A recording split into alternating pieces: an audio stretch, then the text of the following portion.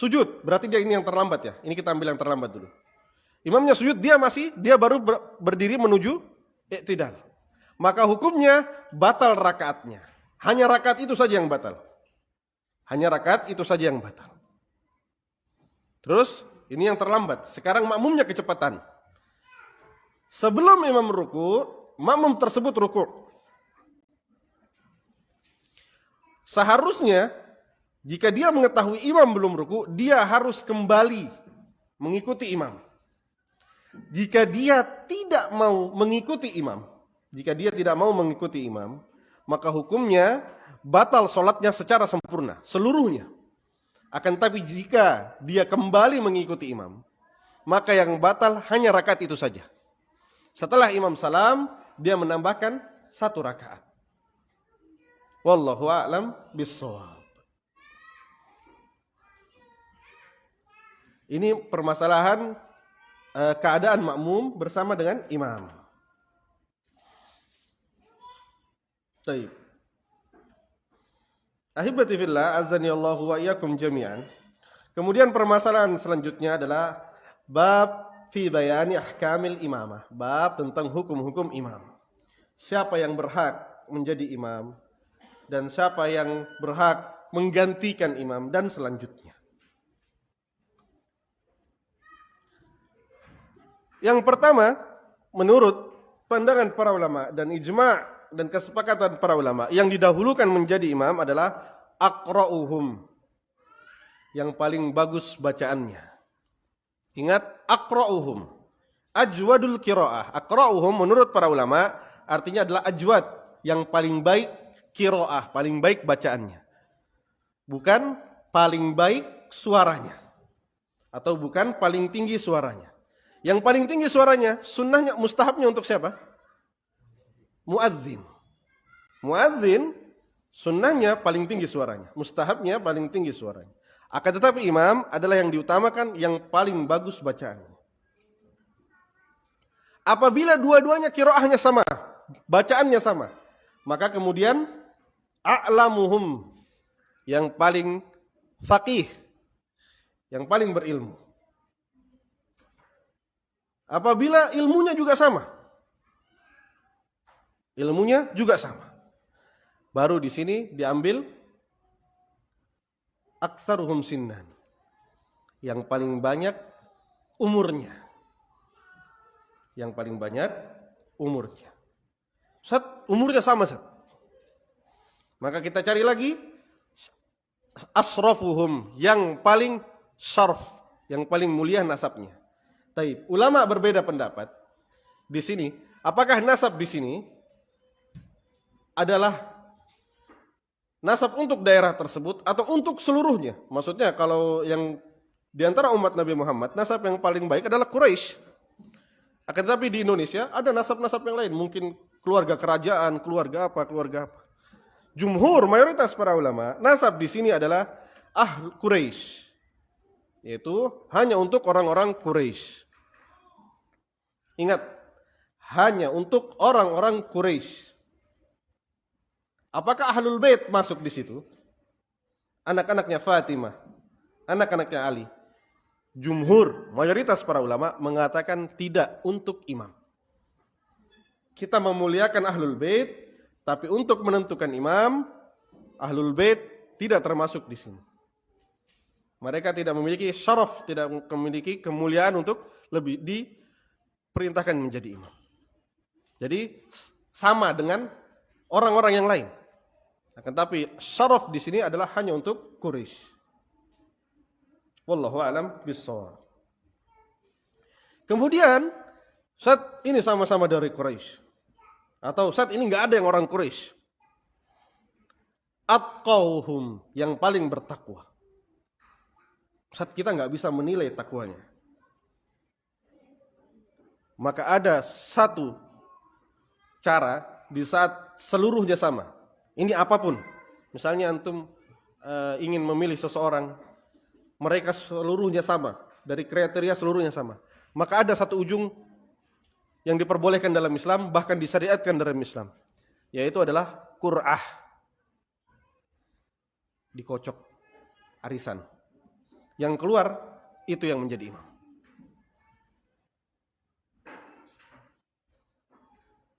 Kalau seluruhnya sama, kalau seluruh kriterianya sama. Dan ini ada dalam Islam. Ini ada di dalam Islam. Beberapa kali Nabi Shallallahu Alaihi Wasallam mempraktekkan qur'ah dengan goncang. Masukkan namanya, yang keluar itu yang menjadi imam.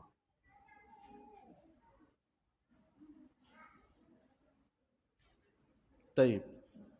Kemudian ini ujungnya. Kemudian para ulama lalu mengatakan afdal imam. Imam yang paling afdal, yang pertama adalah sahibul bait. Adalah yang memiliki rumah atau yang berada di sekitar masjid. Misalnya sekarang, imamnya tinggalnya di daerah sini. Di Juanda ada juga yang cocok dijadikan imam. Maka hukumnya yang tinggal di samping masjid al-aula, lebih utama daripada yang tinggalnya jauh. Makanya sebagian para ulama mengatakan hukum imamnya musafir, sebagian para ulama mengatakan tidak sah. Jika ada mukim di situ, jika ada orang yang mukim. Sebenarnya ini nanti dibahas, kita bahas sedikit, tidak masalah. Hukum seseorang dari sisi mukim musafir itu terbagi menjadi 3. Pertama mukim. Mukim adalah yang tinggal di satu tempat. Tinggal di tempat kelahirannya. Itu mukim. Atau dia tinggal di sini selama-lamanya. Misalnya dia lahir di mana terus dia tinggal di sini, itu termasuk mukim. Yang selanjutnya adalah mustautin. Mustautin adalah yang tinggal di satu daerah bersama dengan keluarganya. Hukumnya mukim dan mustautin sama. Istrinya 2. Satu di Balikpapan, istri pertama, istri keduanya di Samarinda. Di mana anak menjadi mustautin? Menurut para ulama, dari hadis Utsman bin Affan, hukumnya adalah dia tidak melaksanakan safar jika dia Samarinda dan Balikpapan. Apa dalilnya? Dalilnya adalah yang dilaksanakan oleh Utsman bin Affan. Utsman bin Affan, istrinya satu di Madinah, satu di Mekah. Di saat beliau berjalan ke Madinah, menuju istrinya di Madinah, dia tidak menjamak sholatnya. Dan di saat beliau ke Mekah, beliau juga tidak menjamak sholatnya. Karena di sini beliau hukumnya sama dengan mukim. Yang selanjutnya adalah musafir. Musafir yaitu yang berjalan menurut jumhur para ulama sejauh 80 km. Ada yang mengatakan 30. Dan ini perbedaan panjang. Insya Allah nanti akan kita bahas 2 pekan kemudian insya Allah. Untuk masalah sholatul musafir. Taib. Yang selanjutnya, al-afdal adalah sholat orang yang melihat. Jadi orang yang bisa melihat. Kenapa Islam mendahulukan mereka yang melihat? Karena banyak tugasnya makmum diambil alih oleh imam. Ada yang bisa mengambilkan contoh ya ikhwah? Tugas makmum yang seharusnya makmum membaca tugas tersebut, bacaan tersebut di saat dia sholat munfarid, akan tetapi di saat dia sholat berjamaah, imam yang menggantikannya. Ada yang bisa mencarikan contoh ya ikhwah? Tasmi', sami Allahu liman hamidah. Makmum di saat sholat berjamaah dia tidak menyebutkan sami Allahu liman hamidah. Yang menyebutkan imam, menggantikan makmum. Makanya di saat kita sholat di haram Makki dan di haram Madani, Bilal di saat imam sami Allahu liman hamidah, Bilal tidak mengatakan sami Allahu liman hamidah. Bilal mengatakan Rabbana walakal hamd. Istilahnya Bilal kalau di Indonesia. Kunut di saat salat witir, makmum tidak membaca kunut. Makmum hanya mengaminkan kunut. Makanya para ulama dan selanjutnya sutroh. Sutrohnya makmum adalah sutrohnya imam. Jadi di saat imam salat, di belakangnya makmum, ada yang lewat di depannya makmum, maka hukumnya makmumnya tidak perlu melarang. Karena sutrohnya ada di depannya imam. Dan imamnya lah yang melarang jika ada yang lewat di depannya imam. Wallahu a'lam bishawab. Dan yang selanjutnya dikatakan al-afdal salatul makhtun. Salatnya jika ada dua orang, satu sudah sunat, satu belum sunat, maka hukumnya yang menjadi imam al-makhtun, yang sudah sunat. Kenapa? Para ulama mengatakan al-makhtun yang belum sunat dan yang sudah sunat memiliki perbedaan. Yang belum sunat fihi atharun najas, ada bekas najis walaupun hukumnya tohur. Akan tetapi tohurnya di sini lid daruroh, karena darurat, karena nggak mungkin dia membersihkan tempat tersebut terus-terusan. Maka hukumnya lebih diutamakan yang sudah sunat. Ustaz, berarti sebelum ada imam maju anak tanyain, "Imam, sudah sunat belum?" Tidak. Karena keadaannya daerah kita adalah daerah yang terbiasa dengan sunat. Adapun bagi antum misalnya yang pindah nanti ke Eropa atau kemana, maka tidak masalah untuk ini ditanyakan. Wallahu a'lam bishawab.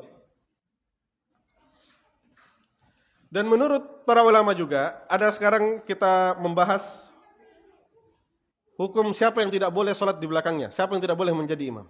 Yang pertama adalah al-kafir. Sholatnya kafir. Jadi kafir tidak boleh menjadi imam. Ada contohnya? Ada. Satu kisah yang dibawakan oleh Syekhuna Amir Bahjat saat beliau mengisi daurah di Madinah. Beliau mengatakan ada seorang mahasiswa dari Eropa berjalan ke Sinkit. Sinkit itu negara Mauritania, Afrika. Jurusan beliau adalah pendidikan. Beliau terkagum dengan pendidikannya orang-orang Sinkit. Orang-orang Sinkit, anak umur 7 tahun, aib bagi mereka tidak hafal Quran. Dan mereka masih menghafal Quran dengan kayu, dengan papan kayu. Orang tersebut datang ke Sinkit.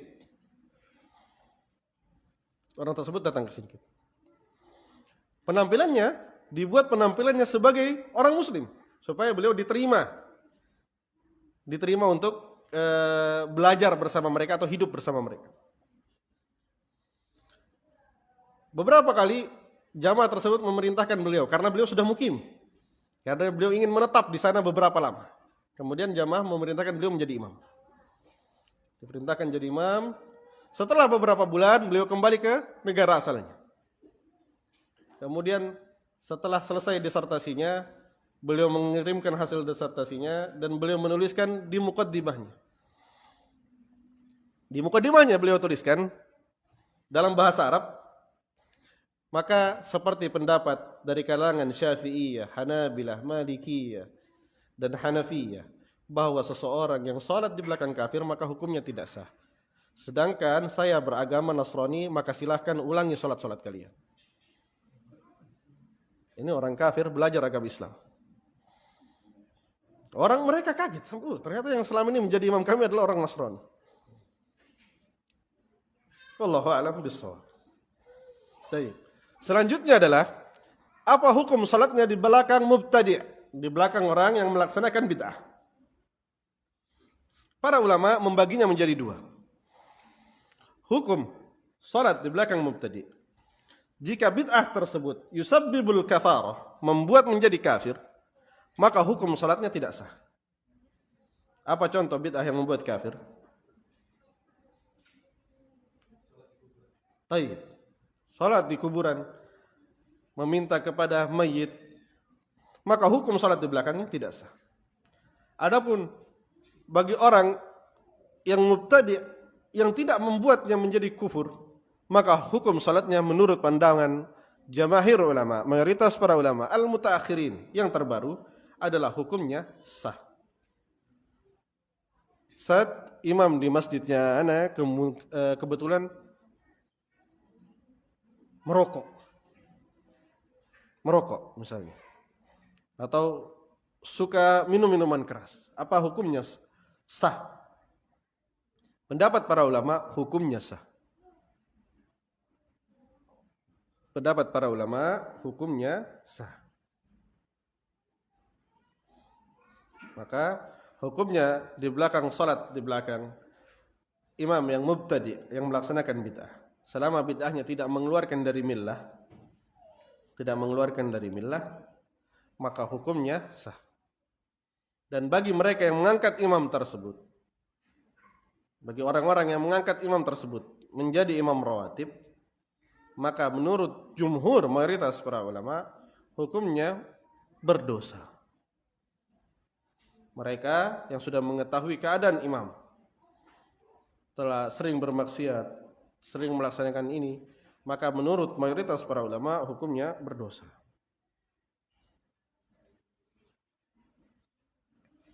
Taib. Yang selanjutnya yang dilarang menjadi imam adalah sobi. Mereka yang belum mimpi basah. Sobi anak-anak, bukan mimpi basah, anak-anak. Karena menurut para ulama al-imtiyaz, mereka yang bisa membedakan mana yang benar dan mana yang baik, maka hukumnya boleh menjadi imam walaupun belum mimpi basah.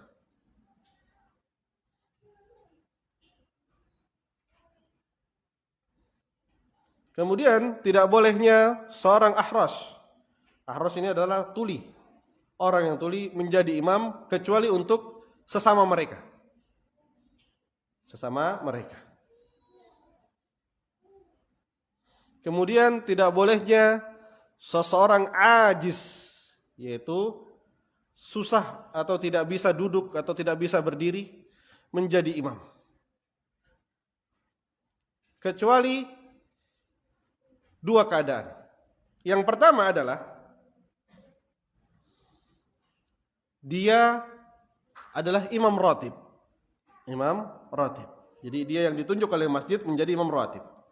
Maka hukumnya dia boleh menjadi imam walaupun dia tidak bisa duduk atau tidak bisa berdiri atau tidak bisa sujud. Ada syarat keduanya lagi.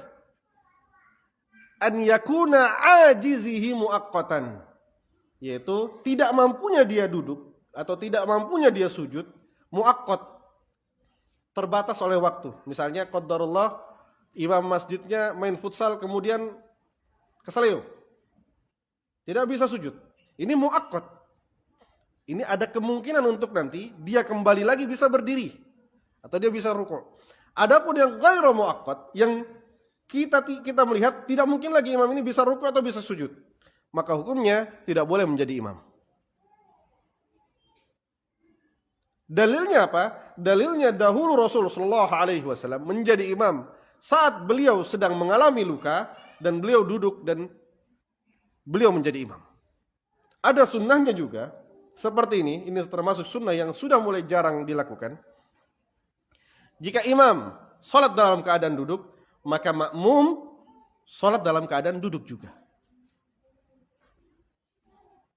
Syaratnya apa? Syaratnya dimulai dari awal duduknya.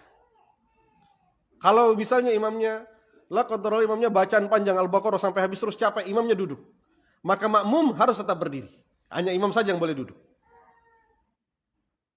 Jika dari awal imamnya sudah duduk, maka makmum sunnahnya sholatnya dengan duduk juga.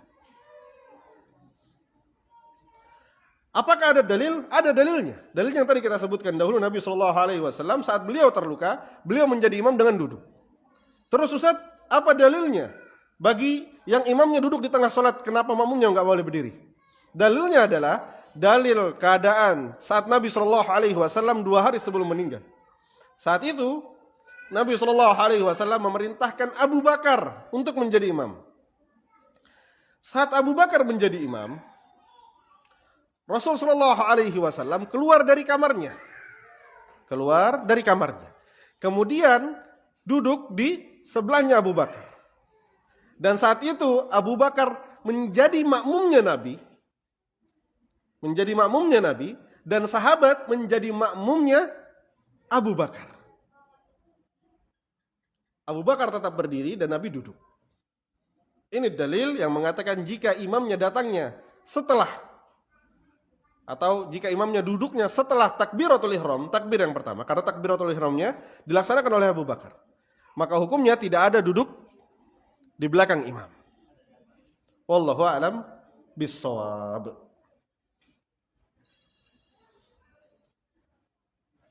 Kemudian yang selanjutnya adalah dalil Yang selanjutnya adalah dilarangnya menjadi imam yang memiliki salasilul baul, bagi mereka yang susah menahan kencingnya. Jadi ada beberapa orang, ada beberapa saudara kita yang qadarullah tidak bisa menahan kencingnya. Jadi tidak bisa tertahan, langsung los saja. Maka hukumnya menurut para ulama, beliau tidak dijadikan imam kecuali sesama mereka. Misalnya ada satu keluarga semuanya seperti itu, tidak masalah beliau menjadi imam. Adapun jika ada orang lain yang lebih diutamakan dan tidak memiliki itu, maka hukumnya orang lain yang lebih diutamakan. Apa dalilnya? Dalilnya adalah karena tahuriyahnya dia, karena sucinya dia. Di sini adalah darurah. Karena darurah, karena air kencingnya keluar terus. Dan sucinya di sini adalah darurah. Adalah darurat. Wallahu a'lam bissawab. Kemudian selanjutnya adalah dilarangnya menjadi imam orang yang muhdits, yang berhadas. Orang yang berhadas. Jadi misalnya imamnya mengetahui bahwa dia berhadas, kemudian dia memaksakan diri menjadi imam, maka hukumnya salat dia dan salat seluruh makmumnya tidak sah. Ini ada beberapa hal, ada beberapa keadaan yang kita bahas. Jika imam mengetahui dia sudah berhadas, kemudian dia memaksakan diri menjadi imam, maka hukum salatnya, salat dia dan seluruh makmumnya tidak sah. Baik, ini keadaan pertama, imamnya yang mengetahui. Sekarang keadaannya makmumnya yang mengetahui, imamnya lupa. Imamnya lupa. Maka hukumnya dua-duanya tidak sah. Walaupun imamnya lupa. Nanti ada kaidah yang akan sampaikan di akhir. Keadaan yang ketiga, salat jamaah. Salat jamaah. Dari misalnya makmumnya 30 orang. Dari 30 orang tersebut ada satu makmum yang mengetahui imamnya sudah berhadas, sudah batal wudunya. Misalnya sebelum salat imamnya ngobrol sama makmumnya di luar. Kemudian imamnya kentut. Masuk ke masjid tanpa wudu. Dari 30 jamaah hanya satu yang tahu. Jadi yang tidak sah adalah makmum yang tahu tersebut dan imamnya. Adapun makmum yang lain, maka hukum salatnya sah. Maka hukum salatnya sah. Jika imam mengetahuinya selesai salatnya, hukum salatnya apa? Jika imam mengetahui kalau dia sudah berhadas selesai salat, di belakangnya ada jamaah, salat imamnya sah apa enggak? Tidak sah. Salat jamaahnya? Salat jamaahnya sah. Ada satu dalil, ada satu kaidah. Al-jahlu wad-nisyanu yunazzil mawjud bimanzilatil ma'dum. Tidak tahu dan lupa itu bisa membuat yang ada menjadi tidak ada. Ingat, hafalkan ini. Tidak tahu, al-jahl, tidak tahu dan lupa bisa membuat yang ada menjadi tidak ada.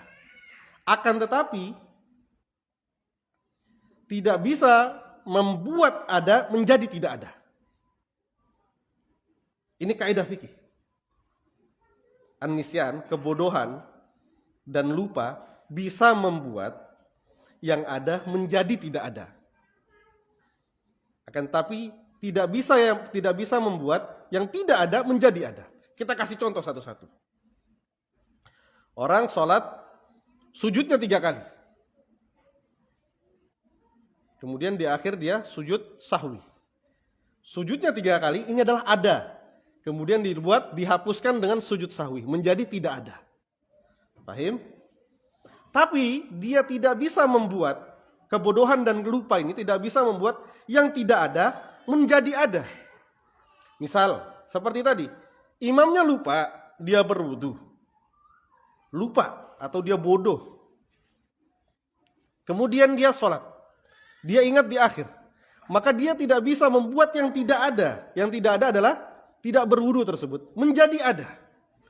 Jadi hukumnya nisyan dan jahal, tidak tahu dan lupa, itu bisa menghapuskan ibadah yang ada. Akan tetapi tidak bisa membuat tohuriyah atau ibadah yang lain menjadi ada. Ini baik untuk dipelajari. Banyak kaidah-kaidah seperti ini. Ada satu kitab Qawaidul Fiqhiyah, itu sekitar 13 jilid. Semoga doakan asatidz ada yang bisa menerjemahkan, itu sangat bagus buat dibahas. Wallahu a'lam bishawab. Baik. Yang selanjutnya masih ada berapa menit? Masih ada 5 menit. Sekarang kita bahas masalah posisi imam dan posisi makmum. Posisi imam dan posisi makmum. Ini banyak keluar dari kitab ini. Banyak Anda tambahkan. Jadi yang punya kitab mungkin bingung, mana ini? Ustadznya kemana ini? Banyak Anda tambahkan. Karena Anda anggap penting, akhirnya Anda tambahkan. Sunnahnya adalah imam di depan makmum.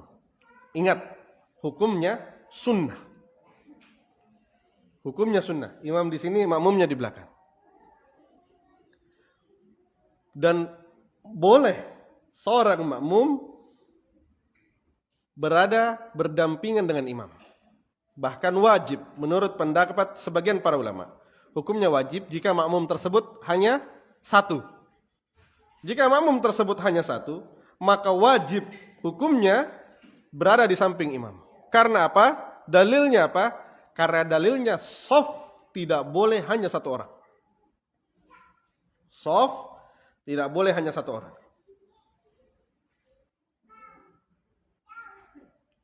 Bahkan sebagian para ulama yang mengatakan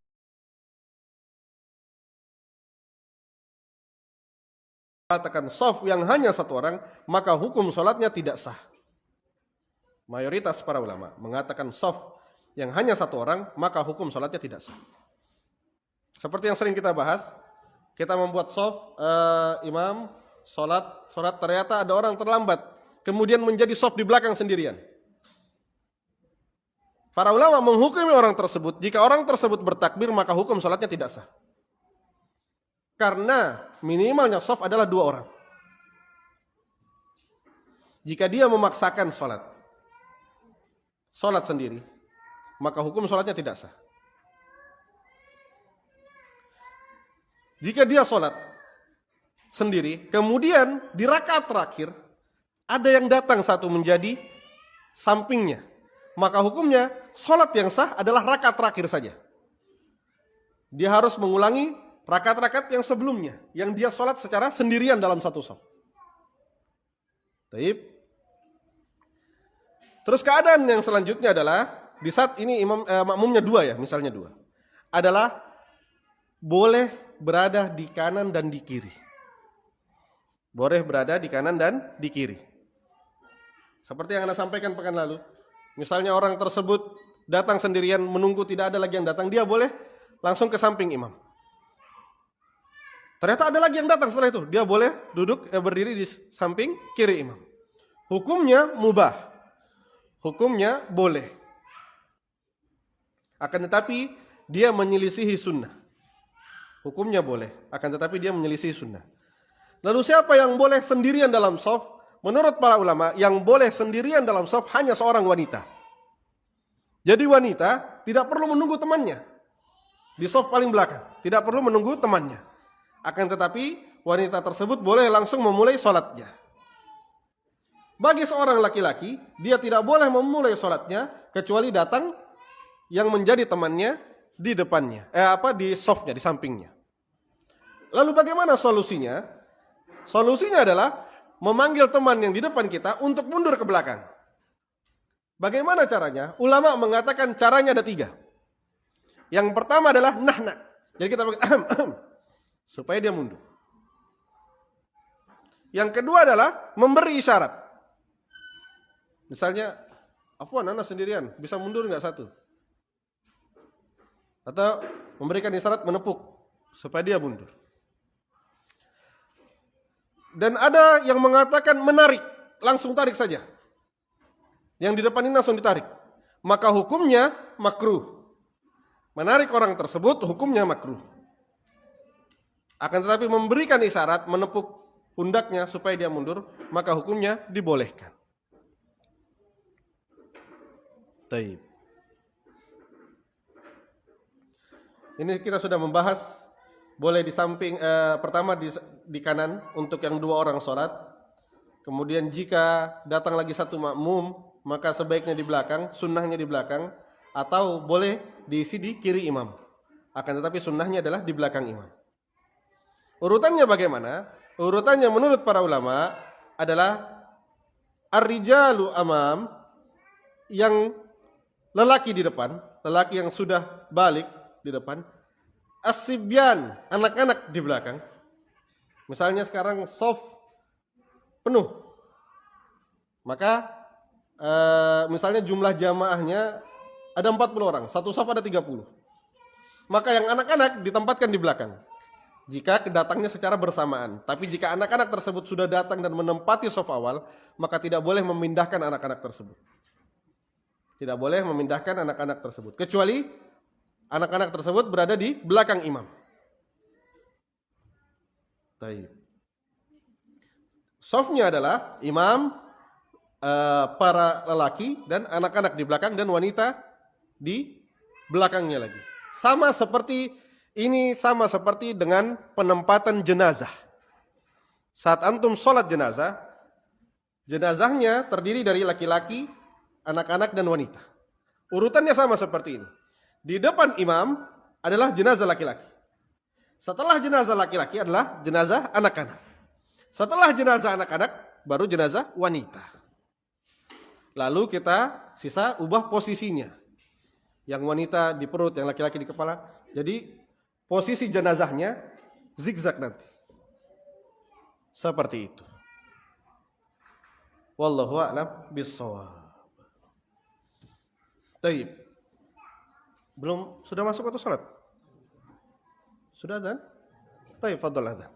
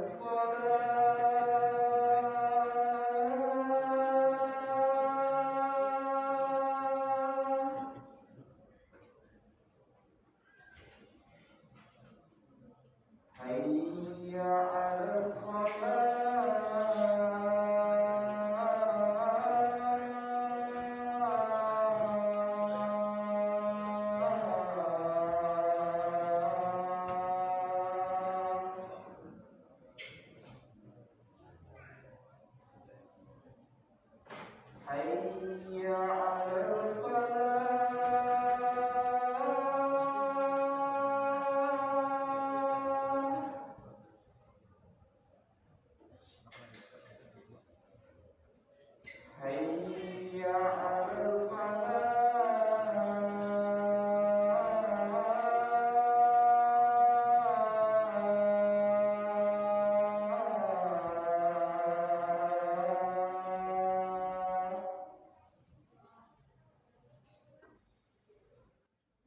الله أكبر الله أكبر. لا إله إلا الله.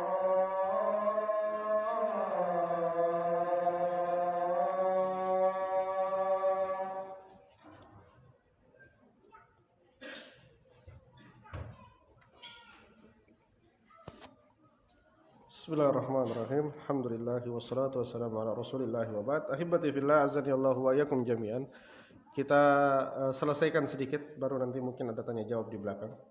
Yang selanjutnya adalah yang dilarang seorang makmum adalah berada di depan imam.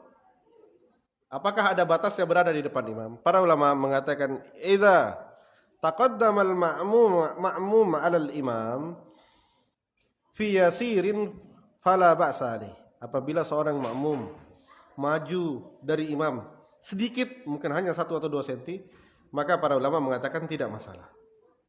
Lalu bagaimana batas banyaknya? Para ulama mengatakan batas banyaknya adalah dengan ukuran 1 kaki. Bukan 1 kaki, bukan 1 hasta ya. 1 telapak kaki.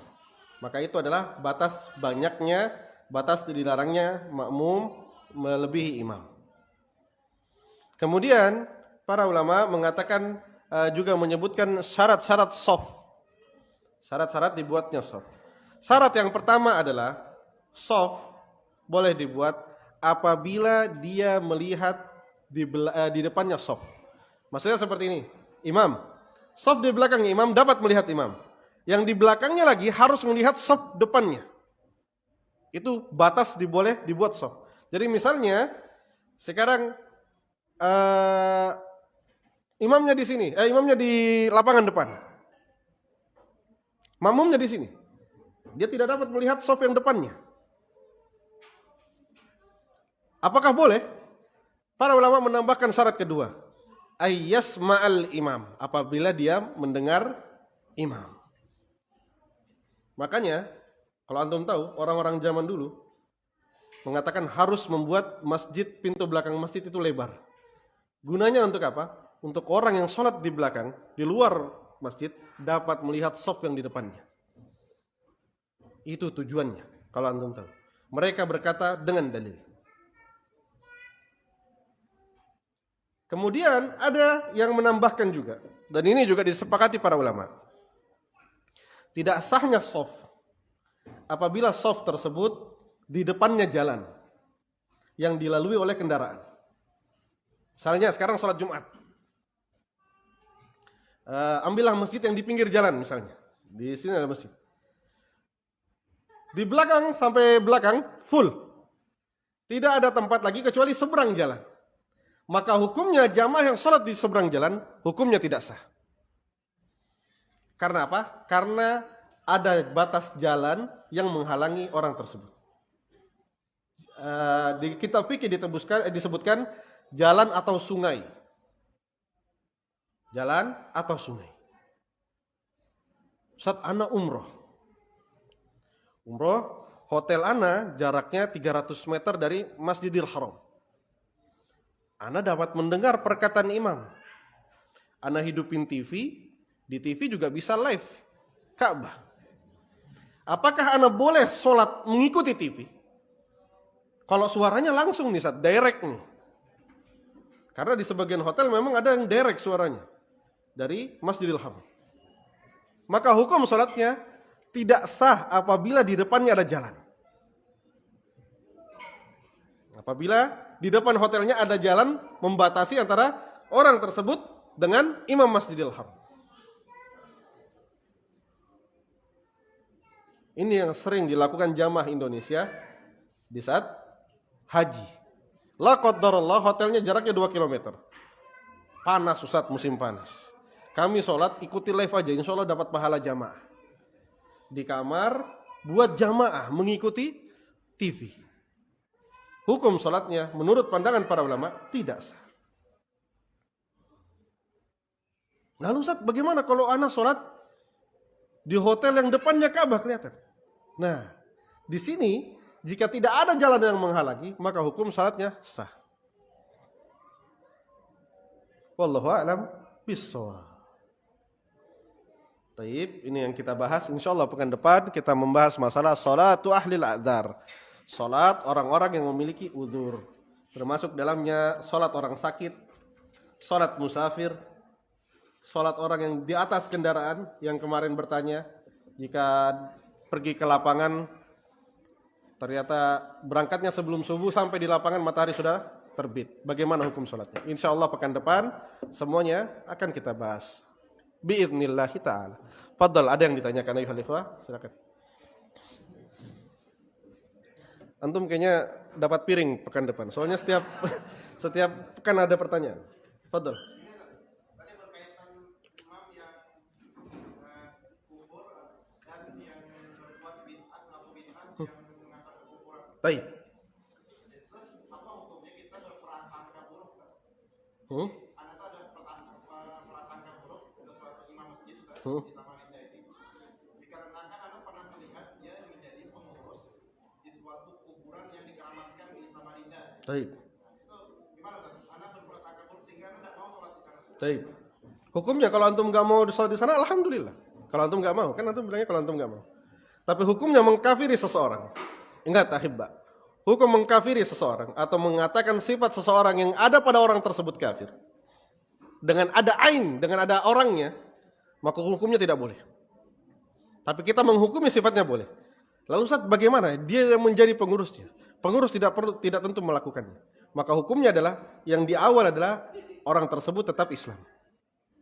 Akan tapi jika kita melihat secara jelas bahwa dia melakukan tindak kekufuran, maka hukumnya kita tidak boleh sholat di belakangnya.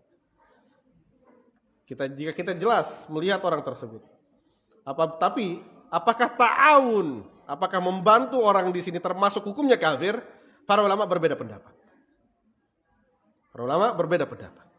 Dan yang paling utama adalah hukum mengkafirkan orang adalah hak dari pemerintah.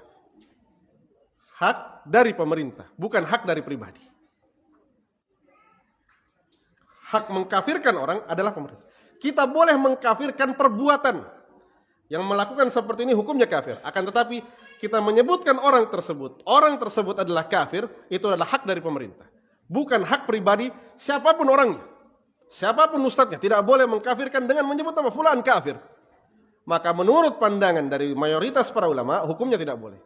Yang boleh mengatakan orang tersebut kafir adalah pemerintah. Akan tapi jika orang tersebut berta'awun, ulama berbeda pendapat dan mayoritas mengatakan ta'awun di sini tidak menyebabkan kepada kekufuran. Wallahu a'lam bishawab. Ada yang ditanyakan lagi, ikhwah? Afwan, beliau duluan. Beliau duluan. Antum.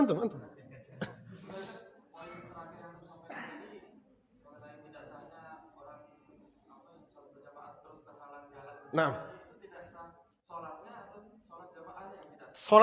Sholatnya yang tidak sah. Nah, sholatnya harus diulang. Kecuali misalnya sholat id ya. Kalau sholat itu kan jalannya kita tutup, maka tidak masalah. Apakah seseorang yang sholat di kamarnya yang tidak ada penghalangnya saat ini untuk sholat di di Mekah, itu apakah pahalanya sama Ustaz dengan orang yang sholat langsung di masjid? Mekah menurut pandangan para ulama, Haramul Makki itu berlaku seluruh kota Mekah, berbeda dengan Madinah. Kalau Mekah, sholat dimanapun pahalanya sama, kali lipatnya sama. Berbeda dengan Madinah. Madinah menurut pandangan para ulama, Madinah itu hanya di pagar hijau itu saja. Kalau di Mekah, seluruh kota Mekah. Wallahu a'lam bishawab. Fadhal. Bisa kasih contoh Ustaz yang tadi kaidah. Nah, kaidah yang ada kebodohan dan ketidaktahuan membuat yang ada itu bisa menjadi tidak ada. Contohnya adalah di saat orang sujud 3 kali, kemudian dia sujud sahwi, maka yang ada tadi sujudnya tadi akan hilang. Akan hilang karena ada sujud sahwi yang menghapusnya. dan yang tidak ada dan yang ada tidak bisa menjadi tidak ada. Yang tidak ada tidak bisa menjadi ada. Itu contohnya di saat antum lupa berwudu, kemudian di akhir antum baru ingat setelah sholat, maka hukumnya sholat antum tetap tidak sah. Berbeda dengan yang tadi, yang sujud 3 kali tadi. Kalau antum sholat dengan tidak wudu, maka hukumnya antum harus mengurang sholatnya. Karena tidak adanya wudu tidak bisa dijadikan ada karena tidak tahu atau lupa. Pahim? Baik. Ada yang ditanyakan lagi, ikhwah? Cukup? Alhamdulillah. Silakan.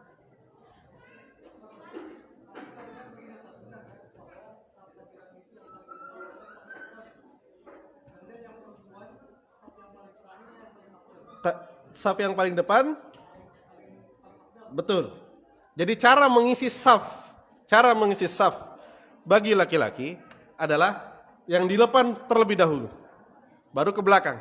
Adapun wanita yang di belakang terlebih dahulu, baru ke depan. Seperti itu. Cukup Pak ya? Silakan Pak. Misalnya kita sholat di antara tiang, Nah.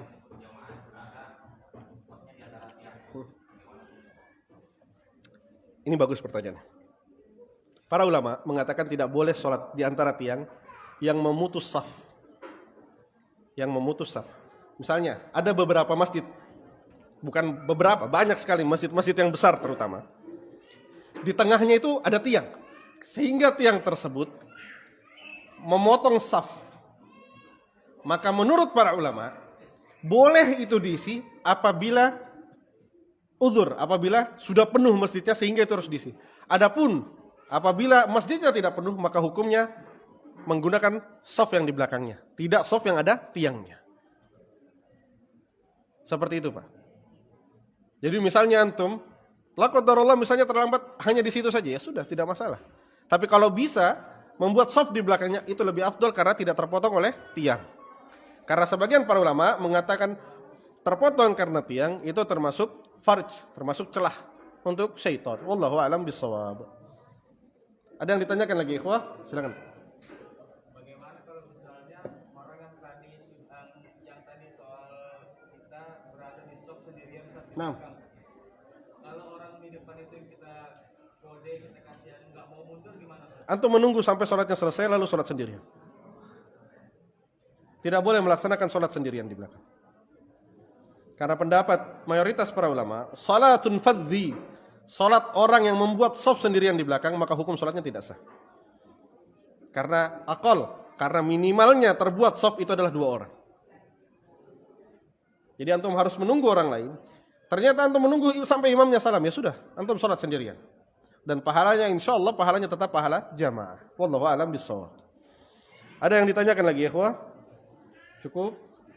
Alhamdulillah. Insyaallah pekan depan kita membahas masalah salatu ahlil a'dzar. Subhanakallahumma rabbana wa bihamdika asyhadu an la ilaha illa anta astaghfiruka wa atubu ilaik. Assalamualaikum warahmatullahi wabarakatuh.